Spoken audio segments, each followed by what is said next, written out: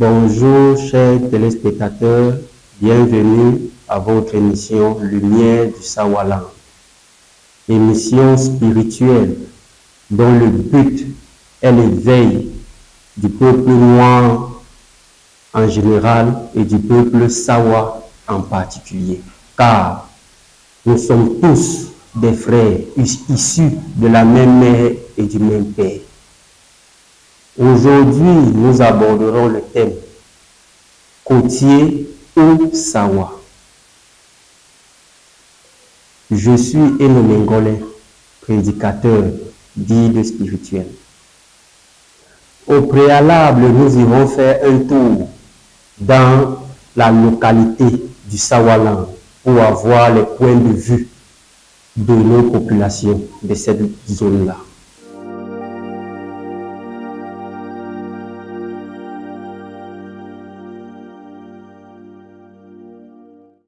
Bonsoir monsieur. Bonsoir.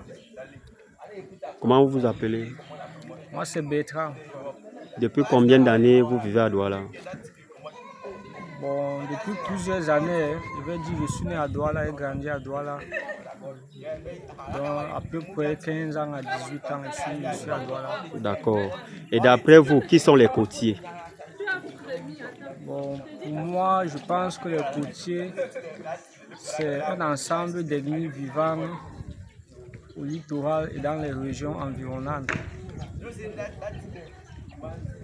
Ok. Et comment vous pouvez définir vos relations avec ce peuple Sawa? Ils sont comment? C'est les gens qui sont comment depuis que vous les côtoyez? Bon, ils sont vraiment très sociaux. Ils sont les gens compréhensifs. Sauf que parmi eux, il y a toujours ceux avec qui on ne peut pas s'entendre, comme partout ailleurs. Mais sinon, dans l'ensemble, ce sont les hommes, c'est un groupe de personnes vraiment avec qui on peut vivre sans sortir. Bonsoir madame. Bonsoir. Comment vous vous appelez? Je m'appelle Membou Marceline. Membou Marceline. On peut constater que vous êtes commerçante. Combien d'années vous avez déjà fait à Douala? J'ai déjà fait 21 ans. 21 ans. Et comment se passe votre commerce? Comment se passe l'ambiance avec les Sawa? Ça se passe bien. Je n'ai pas moi de problème avec eux. Et ils sont vos clients, ils paient les choses chez vous? Oui, je paye. Je paye bien les choses chez moi. Ils vous permettent de faire votre tradition sans problème, sans vous déranger? Oui. Donc ça veut dire que vous vous sentez bien à Douala? Très bien. Et comment est-ce que votre activité devait se passer si vous étiez dans votre village? Vous deviez avoir le succès que vous avez dans votre commerce? Non. Ok. Donc ça veut dire que Douala vous permet de pouvoir évoluer, de pouvoir vous chercher pour prendre soin de votre famille? Oui. Bonsoir madame. Bonsoir monsieur. Et comment vous vous appelez? Germaine Alice. Germaine Alice. Vous vivez à Douala, ça fait combien de temps vous êtes à Douala? 10 ans. 10 ans. D'après vous, qui sont les Sawa? Les Sawa, bon. D'après moi, les Sawa sont les autochtones du littoral. Les autochtones du littoral. Et depuis 10 ans que vous êtes à Douala, comment vous vivez parmi eux? Ils sont comment? On a des relations amicales. Nous sommes là comme les frères et sœurs. Bon, pas de problème particulier. Donc vous ne remarquez pas une petite discrimination tribale avec eux? Ils ne vous empêchent pas de faire vos traditions, de vous exprimer, de faire vos activités, ils ne vous empêchent pas? Non, pas du tout. Donc ça veut dire, depuis que vous êtes à Douala, vous avez l'impression que votre vie avance, donc vous parvenez à vous trouver dans votre activité sans problème? Sans souci. Donc ça veut dire Douala est comme une terre où n'importe qui se bat peut réussir? Normalement. D'accord. Et sinon, quelle autre remarque vous avez envers ce peuple Sawa? Bon, le peuple Sawa accueillant, respectueux. En fait, Je ne sais pas, les mots n'arrivent pas à sortir puisque vous m'avez pris du coup. Ok, d'accord. Ce sont les gens bien en fait.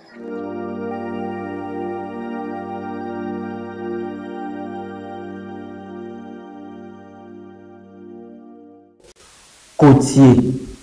Qui sont les côtiers de nos jours? À l'origine, avant les évolutions démographiques, avant les progrès techniques et scientifiques, les peuples étaient regroupés dans un espace de vie qui était leur village. Avant les villes cosmopolites, les localités étaient regroupées en villages. Ça veut dire, quand vous arriviez dans une localité, par exemple, comme Douala, vous saviez que vous allez trouver dans ces villages les peuples ou la population de Douala. C'était comme ça à l'origine. Développement de la population, moyens de transport, les peuples ont commencé à se mélanger. Et aujourd'hui, nous nous trouvons donc où nous sommes en train de dépasser le modèle du village. Car dans les localités ou les villages d'antan, nous ne trouvons plus que les originaires de cette zone-là. C'est donc la raison pour laquelle aujourd'hui, dans la zone du littoral, nous pouvons donc être face à non seulement des populations originaires de là, mais en plus d'autres qui sont arrivés. Donc le mot côtier ne peut plus avoir sa même signification qu'auparavant. Car auparavant, quand on disait côtier, on sait qu'on a affaire à la tribu qui vit dans la côte. Quand on disait le centre, on savait qu'on devait avoir affaire à la population ou à la tribu qui vit au centre. Donc on ne peut plus définir le mot côtier de la même façon aujourd'hui. Aujourd'hui, nous nous rendons compte que le côtier n'est plus celui qui est originaire de la côte ou dont les ancêtres viennent de la côte, mais aujourd'hui le côtier est celui qui s'est installé à partir d'un certain moment au niveau de la côte, qui a fait sa vie, fondé sa famille, et ainsi de suite. Alors, aujourd'hui, voilà la perception du mot côtier, car l'évolution n'est pas juste scientifique, mais elle est aussi linguistique. Les définitions des mots doivent évoluer. Donc, aujourd'hui, le côtier est toute personne qui s'est installée de façon permanente dans la zone côtière, qui a fait sa vie, s'est marié, a fait ses enfants, et ainsi de suite. Ça veut dire, dans le mot côtier, vous allez trouver ceux qui sont venus s'installer et les originaires de là. Maintenant, le couac se pose au niveau où, à partir d'un certain moment, les côtiers se confondent aux originaires de la zone. Vous allez trouver ceux qui ont peut-être 1000 ans au sud-ouest. À partir d'un certain moment, ils se confondent à la population originaire du sud-ouest. Tout côtier n'est pas Douala. Tout côtier n'est pas Ballon. Tout côtier n'est pas Cribien. Tout côtier n'est pas Bakossi. Mais tout Bakossi est côtier. Tout Douala est côtier. Tout Kribi est côtier. Toute personne appartenant à la tribu ou bien au peuple cribien est côtier. Mais tout côtier n'est pas cribien. Donc, voilà où nous trouvons aujourd'hui. Et les réalités se vivent dans les rues.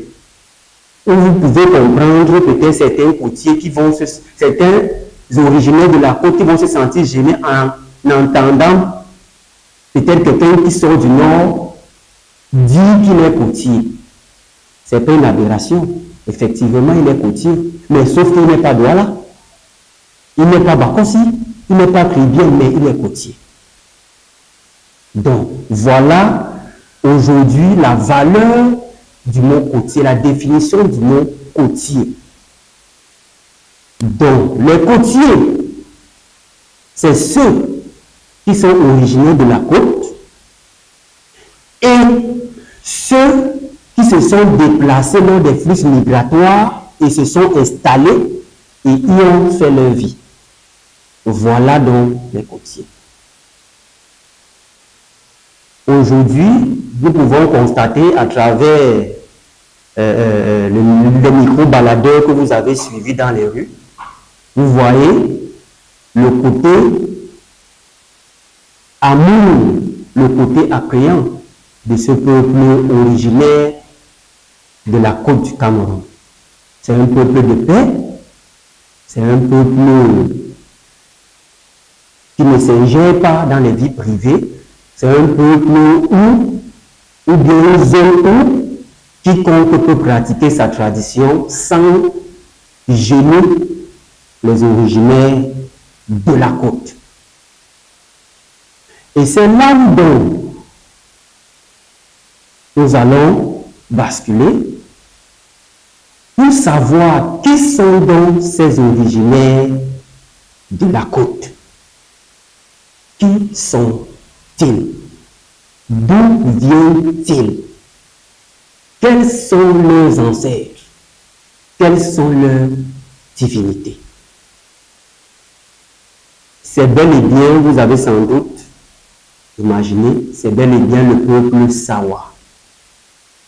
Le peuple Sawa est ce peuple qui occupe les côtes du Cameroun, de Kribi en Manfé, dans le sud-ouest. Ça veut dire les Sawa occupent le département de l'océan, Douala, le Vouri, le sud-ouest jusqu'à Manfé, le Mungo jusqu'à Melon. Donc vous voyez ce grand peuple, mais qui vit dans le silence. C'est un très grand peuple, très grand.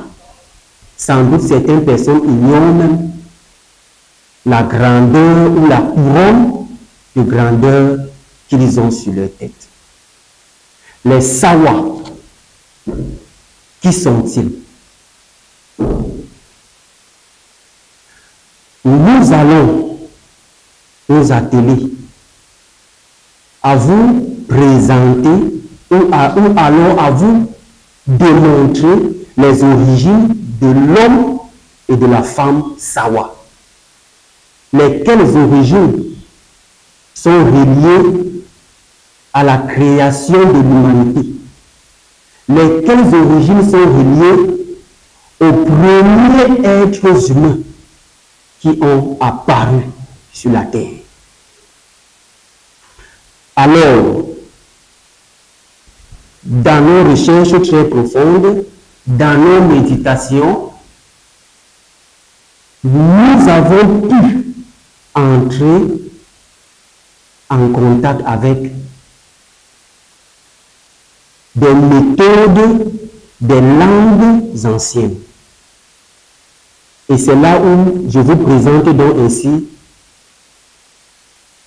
un alphabet qui a longtemps été caché. Alors moi, je l'ai surnommé l'alphabet caché. L'alphabet caché parce que il est mentionné nulle part. Mais les langues aujourd'hui portent des marques de cet alphabet caché. Selon cet alphabet caché, la lettre ou le mot, aujourd'hui on appelle ça mot, mais à l'époque c'était des signes, des symboles. La lettre M, qui est une lettre aujourd'hui, à l'époque, c'était des signes et des symboles. Car le chinois verra la lettre M comme des dessins, des choses qui n'ont pas de sens. Donc ce sont des signes et des symboles.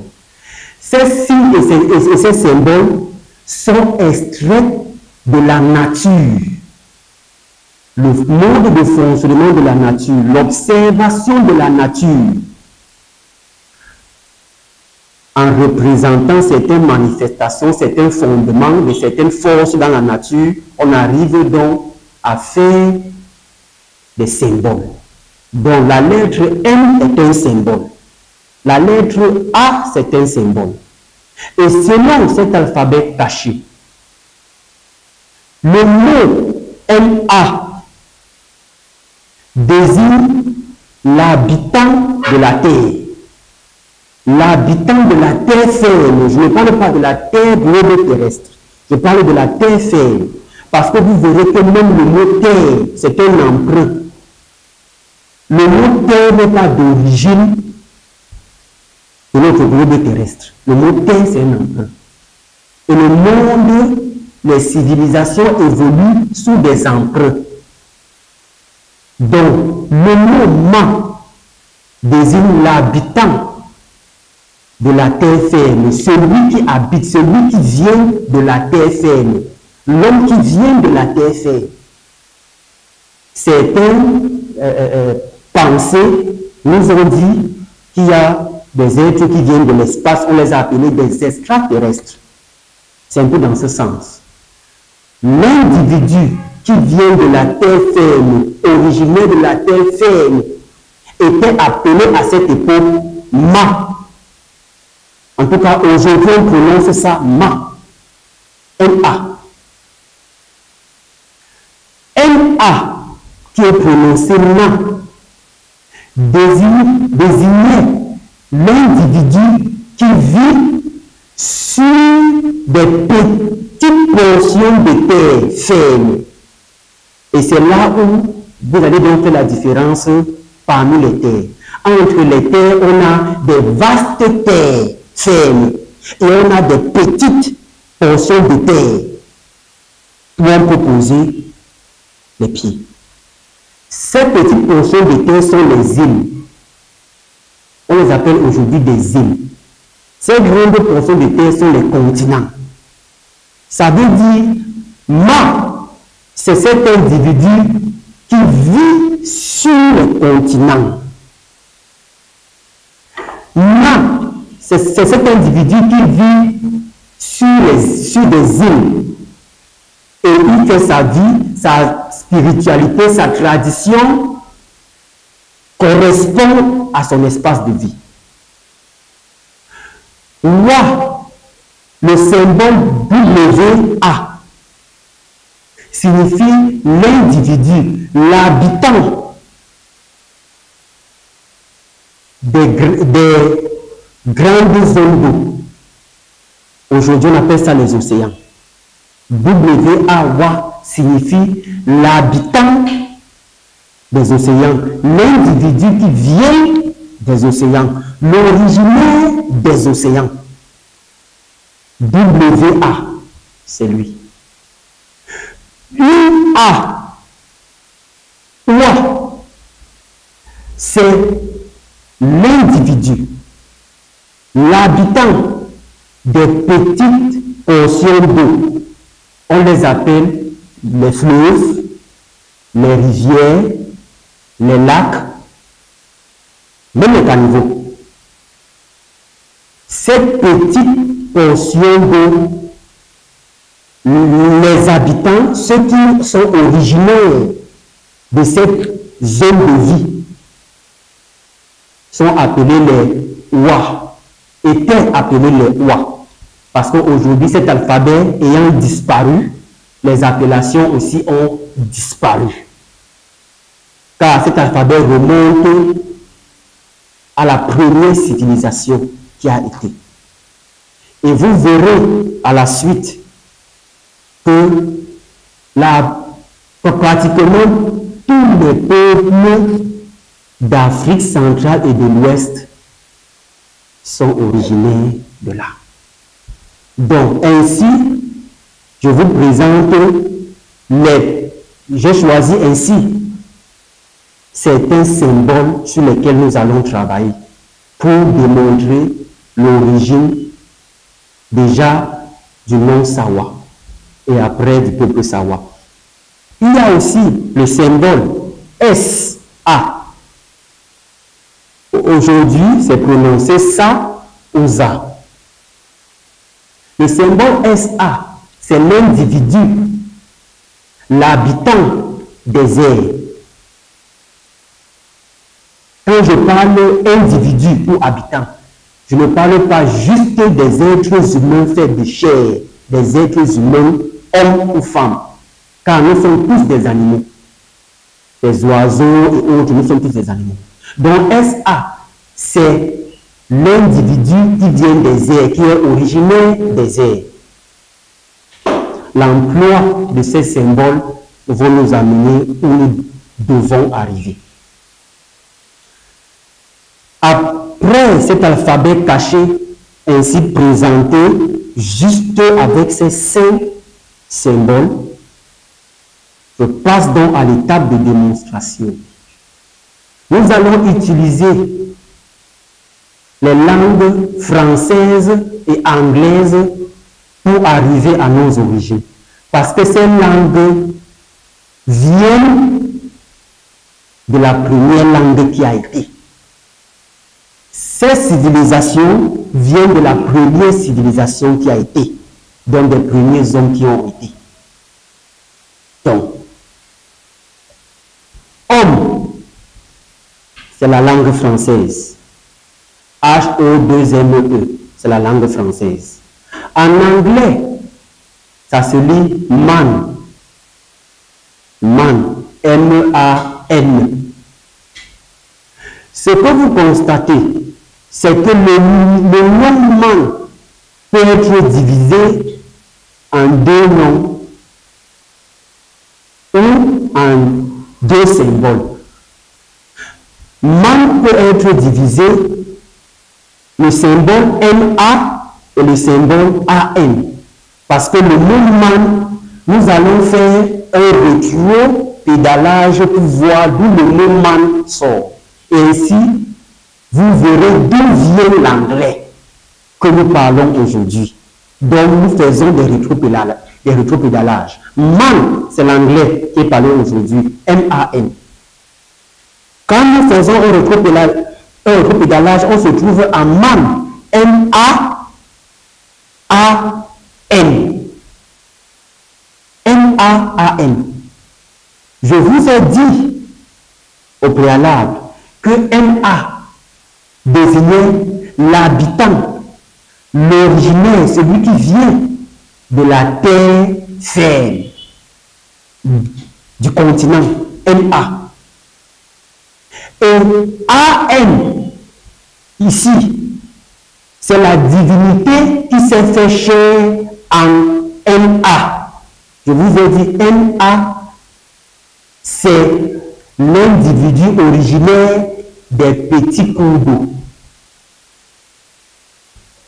Non, plutôt des petites portions de terre, îles, M-A. L'individu qui vient des petites portions de terre, donc des îles. Donc vous voyez, man se subdivise en 2 mots, ma et an. Ma, être qui vient du continent, de la terre ferme. An, la divinité qui s'est fait chair en Na. A-N est la divinité qui s'est fait chair en M-A. Vous voyez, quand on a an, A-N, pour avoir Na, on inverse. Alors ici, je vais rappeler quelque chose. Quelle est la reproduction divine? Car tout être vivant se reproduit, toute entité se reproduit, même l'énergie se reproduit. Les dieux ont leurs méthodes de reproduction qui nous ont été révélées par les premières civilisations dont je vous parle. Les dieux se reproduisent par incarnation. La reproduction divine est l'incarnation. Alors vous allez voir un Dieu qui va incarner, on peut dire posséder, toute une Alors toute cette tribu rend allégeance à ce Dieu. Donc vous voyez, d'un Dieu qui se multiplie en peut-être 1000 carcasses, 1000 entités humaines. D'un Dieu, on passe à 1000 entités humaines. Donc le Dieu s'est incarné en 1000 entités. Voilà le mode de reproduction des dieux. Quand je dis des dieux, je ne parle pas du créateur, je dis des dieux. Il y a un créateur qui a créé et à chaque création, il a mis un gouvernant qui est un dieu. Et à chaque entité, l'air c'est une entité, c'est un espace. Tous les habitants de l'air, tous les origines, tous ceux qui ont l'origine, l'air sont incarnés par le Dieu des airs. Alors le Dieu des airs se reproduit en eux.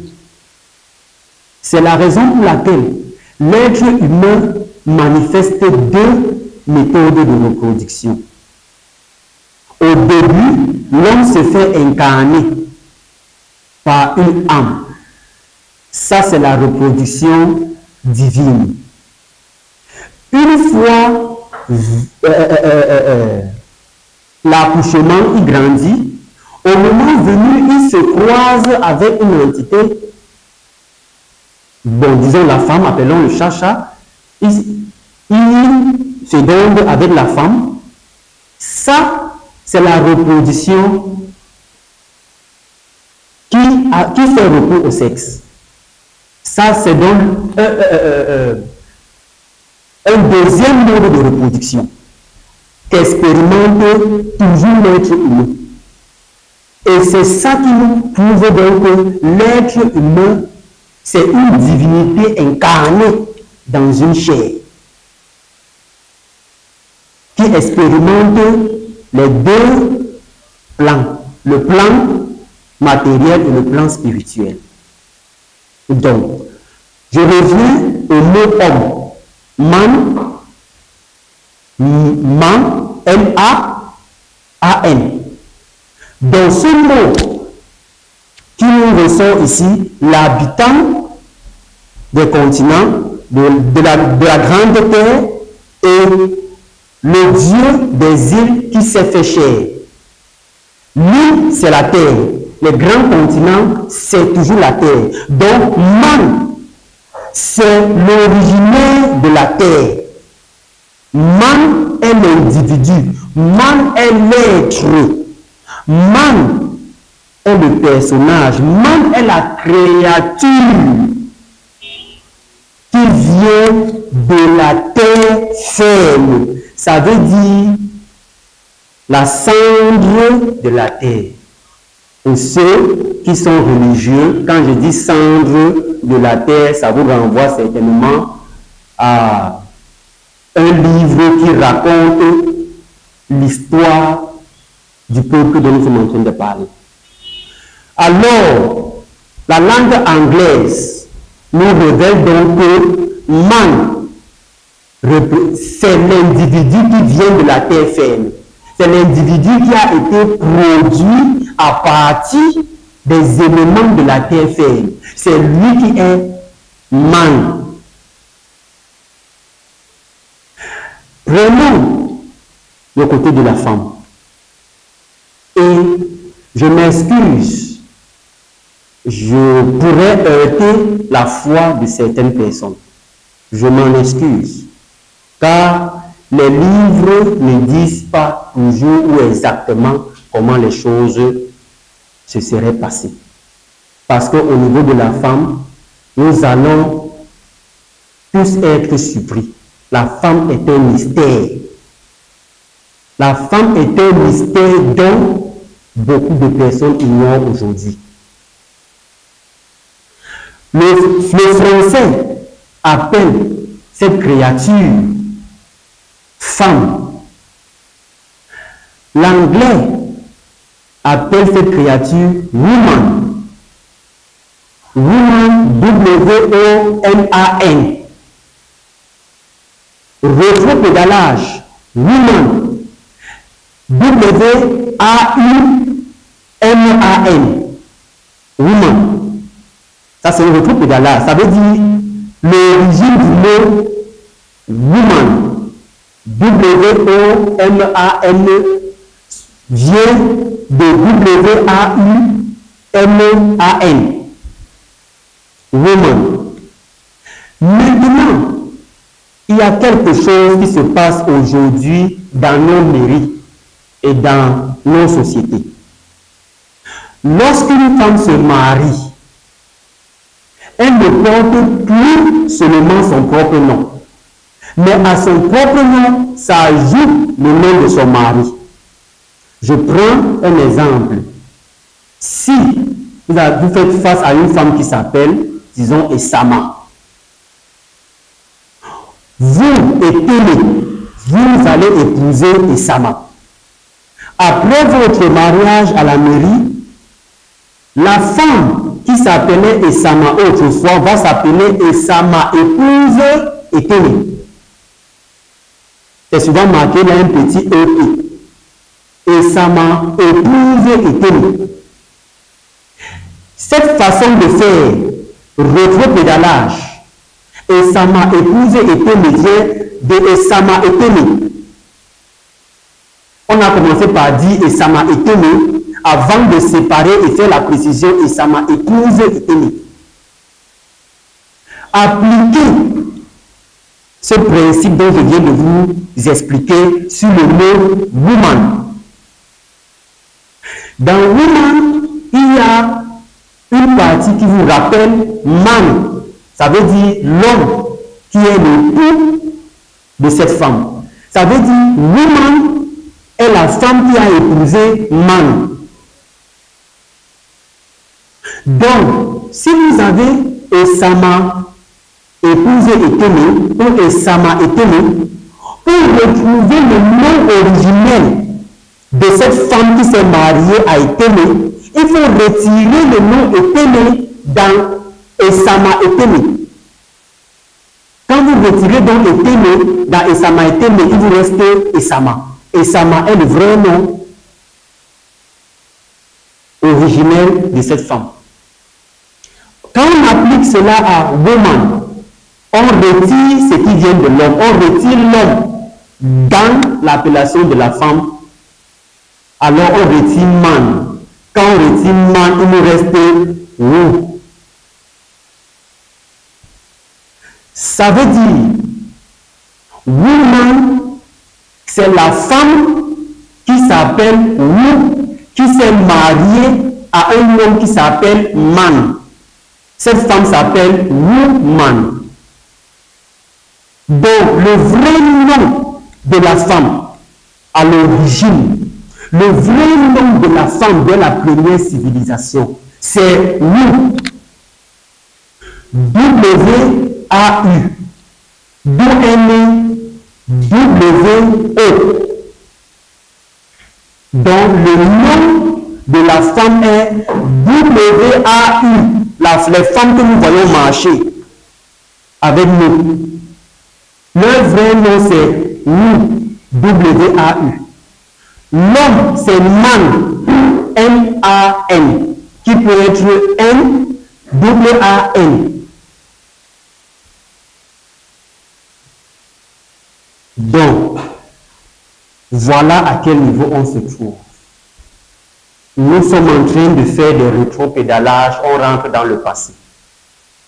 Déjà, à ce niveau, comme moi, je sais que vous êtes en train déjà de beaucoup réfléchir, parce que moi-même, j'ai été surpris la première fois que j'ai eu ces choses, que j'ai été révélé de ces choses. Donc, on va marquer une petite pause pour revenir dans quelques instants.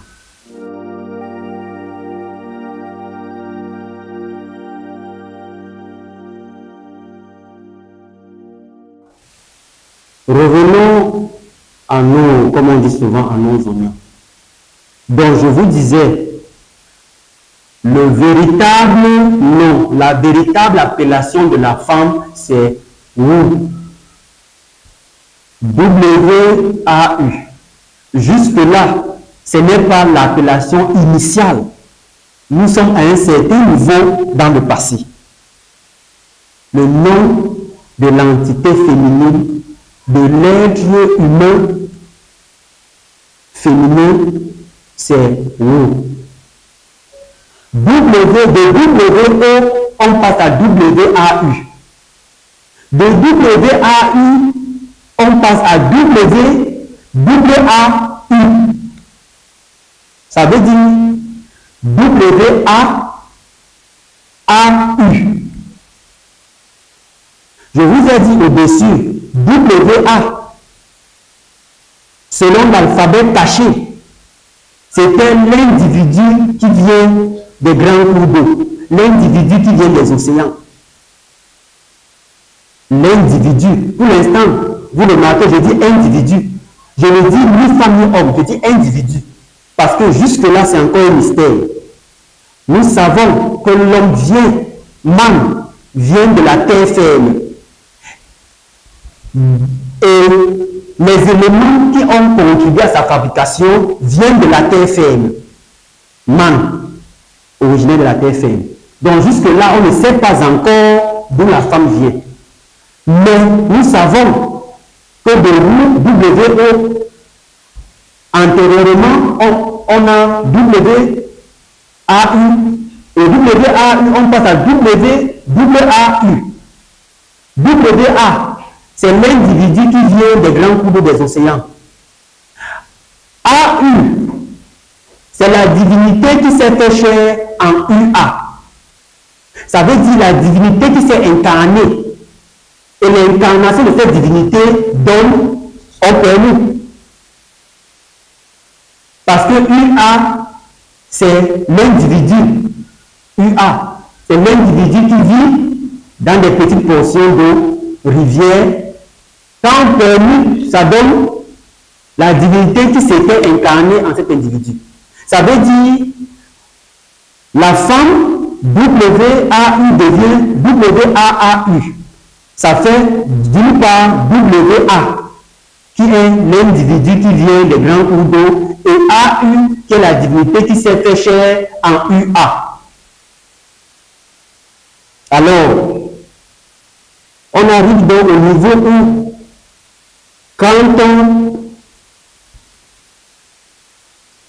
on explique ou bien quand on remplace chaque symbole par sa valeur, le symbole WA et le symbole AU qui devient UA, UA qui est l'individu qui vient des petits cours d'eau.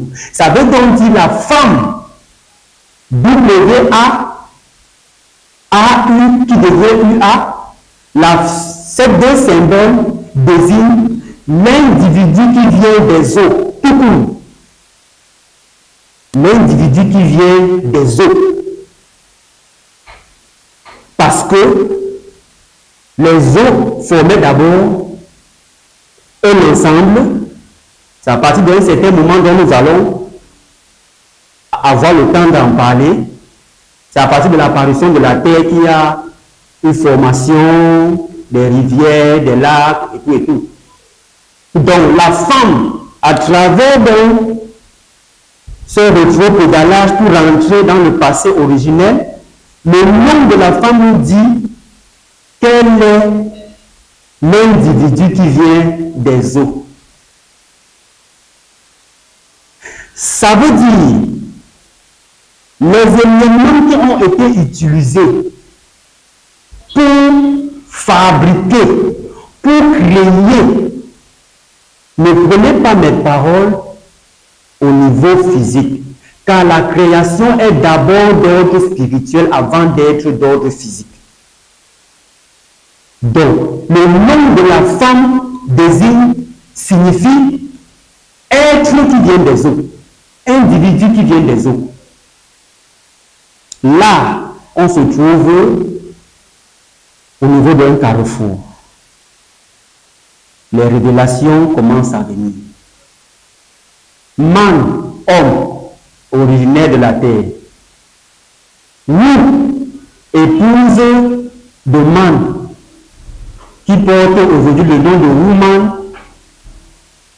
mais qui s'appelle Wu. Wu signifie être individu qui vient des eaux. Donc, j'ai demandé les excuses tout à l'heure parce que je savais que nous devions arriver à ce niveau. Certains courants de pensée nous ont révélé que la femme viendrait de l'homme, à savoir de la côte de l'homme qui a été prise quand l'homme dormait. Ça veut dire si l'homme dormait, alors ça signifie que l'homme ne sait pas comment la femme a été formée. L'homme ignore qui est la femme. Mais puisque la femme, après avoir été formée, regardait l'homme en train de dormir. La femme regardait l'homme en train de dormir. Ça veut dire l'homme s'est levé là simplement trouver la femme devant lui. Alors, même l'homme ne peut pas certifier que la femme vient de sa côte. Car je ne sais pas, je ne travaille pas sur les entités physiques, mais je ne sais pas s'il manque une côte à l'homme. Je ne sais pas si l'homme a moins une côte que la femme. Je ne sais pas. Mais là, il y a un point d'interrogation qui se passe. Et la question que je sais que vous êtes en train de vous poser, c'est qui est donc venu avant l'autre? Qui a trouvé l'autre? Parce que il est temps que la femme occupe la place qu'elle mérite, qui lui a été arrachée à partir d'un certain moment de l'évolution. Pourquoi cette haine envers les femmes venant des hommes? Pourquoi cette dispute comme si ces deux qui sont faits pour vivre ensemble discutaient quelque chose? Pourquoi cela, cette bagarre? Nous allons voir d'où cette bagarre vient. Nous allons voir. Parce qu'il y a quelqu'un qui a dupé l'autre. Et l'autre a fait confiance à ce quelqu'un. Excusez-moi, j'utilise les mots terre à terre pour que nous puissions bien nous comprendre. Donc, la femme venant des eaux, l'homme venant de la terre, ça signifie l'homme a été formé avec les éléments de la terre. La Bible dit cela plus mieux que moi. Mais l'origine de la femme est un mystère car l'homme dormait. Mais le nom de la femme, Wu, nous dit que la femme vient des eaux. Ça veut dire l'homme s'est levé, l'homme a juste trouvé la femme. En tout cas, disons ça comme ça. L'homme a juste trouvé la femme. Donc, c'est aux femmes de savoir d'où elles viennent. C'est aux femmes de savoir qui elles sont. Parce que durant l'évolution, tout a été fait pour effacer les origines de la femme. C'est à la femme de se connaître, c'est à la femme de se manifester, c'est à la femme de s'épanouir. Quand vous ignorez vos origines, vous ne pouvez pas vous épanouir. La femme n'est pas un être épanoui auprès de l'homme parce qu'elle-même, elle ignore ses origines. On l'a fait croire aujourd'hui qu'elle viendrait de l'homme. Ça veut dire qu'il n'y a pas de femme sans homme. Voilà ce que nos femmes ont dans la tête. On vient des hommes. Alors nous sommes soumis aux hommes. Aucun être n'est censé être soumis à l'autre. Non, les êtres se complètent pour faire chemin. Alors, certains parmi vous ne vont plus appeler la femme avec son nom français ou son nom anglais, mais avec son nom originel, qui est Wu. Voilà le nom de la femme. Alors, je vais faire recours à quelque chose de très banal, mais qui nous fera réfléchir. Les peuples qui se trouvent au centre du monde, ça signifie le centre de l'Afrique. Je parle principalement du Cameroun, du Nigeria, Gabon, Guinée équatoriale, Congo, Bénin, Ghana. Ces peuples ont tous des contes, car nos histoires, nos origines sont transmises sous forme de contes, mais qui sont très profonds. Tous ces peuples ont des contes selon lesquels il fut un homme, un pêcheur, qui un soir est allé au bord des eaux, soit qui est allé regarder ses filets, soit un homme malheureux qui est allé au bord de la plage pour prendre un peu d'air et pleurer sur son sort, et arrivé au bord de l'eau a fait la rencontre d'une entité féminine. Nous avons tous entendu ce genre d'histoire. C'est là, c'est une façon de faire perdurer nos origines pour que nul n'en ignore. Donc vous voyez, c'est l'homme, parmi tous ces peuples-là, ces contes, c'est toujours l'homme qui vit sur la terre et qui part pleurnicher au bord des eaux. Soit un pêcheur dont les filets sont constamment vides, il a la peine à pêcher du poisson et il part pleurnicher au bord des eaux. Et au bord des eaux, il fait donc la rencontre d'un maître qui essuie ses larmes, d'un maître qui lui donne ce qu'il a besoin, d'un maître qui le rend riche, d'un maître qui lui donne ce qu'il cherche. Voilà l'origine. Ça veut dire l'homme est venu de la terre pour venir pleurnicher au bord des eaux et la femme a écouté ses pleurs. La femme a écouté ses pleurs. Voilà des contes qui sont racontés, mais dont nous négligeons. Alors, si la femme vient des eaux, puisqu'elle vient des eaux, et l'homme vient de la terre, pour mieux marteler cela, vous verrez, entre la terre et l'eau, c'est l'eau qui est plus reliée à la lune. La lune a plus d'effet sur les eaux. Et vous constatez que la lune a le même cycle que la femme, les menstruations. Ça veut dire lune, femme et eau sont ensemble. Et vous verrez d'autre part que l'homme qui vient de la terre est brut comme le soleil. L'astre de la masculinité, l'astre de la terre ferme, c'est le soleil. L'astre des eaux, l'astre de la femme, c'est la lune. Je crois qu'avec ça, nous sommes fixés.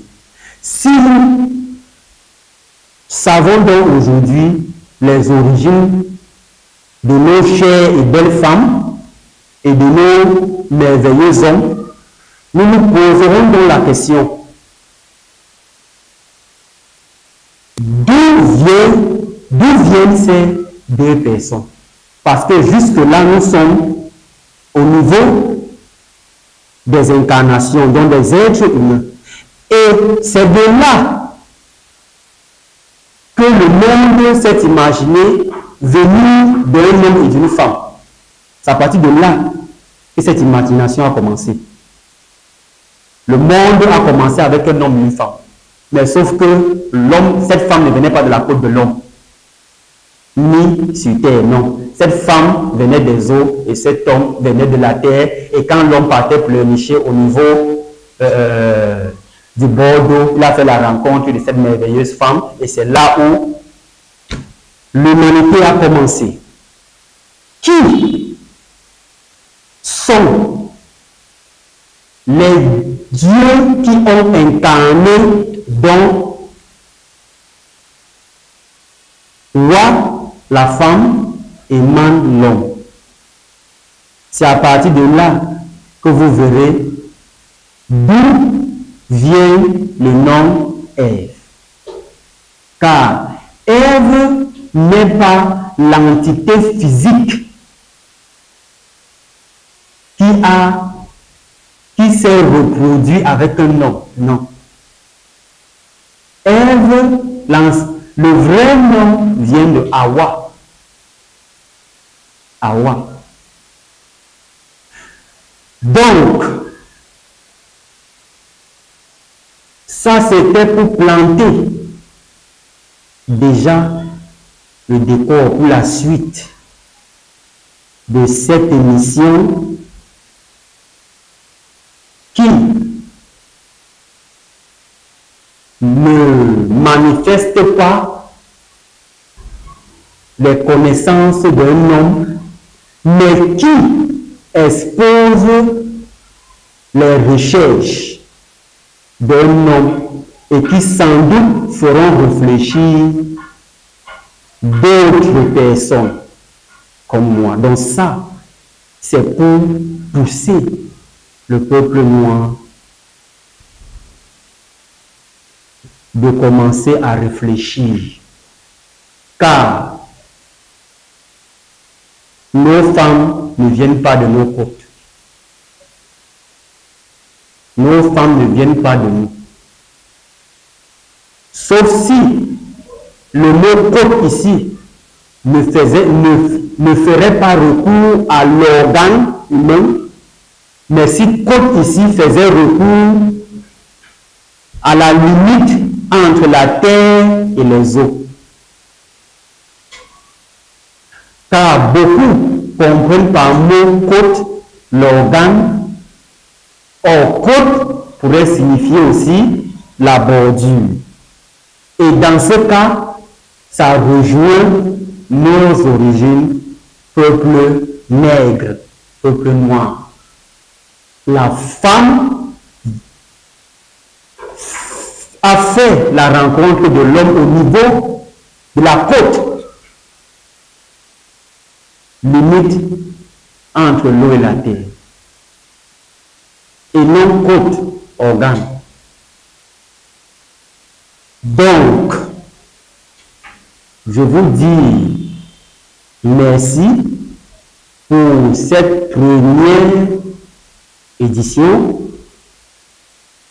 de cette émission qui entre dorénavant dans vos traditions, dans vos mœurs. Lumière du Sawaland, une émission purement spirituelle dont le but est de ressortir les vérités cachées, d'où l'alphabet caché. Je suis le prédicateur, le guide et autre chose, présentateur de cette émission, et j'appelle ainsi les peuples nègres, les peuples à la peau mélaninée, de retrouver nos origines, de commencer à réfléchir. Car ce qui nous est dit aujourd'hui n'est sans doute pas ce qui a été. Je vous donne rendez-vous très bientôt avec d'autres révélations encore plus consistantes. Ceci dans le but de retrouver bien évidemment. Alors, je vous dis merci de m'avoir écouté et à la prochaine.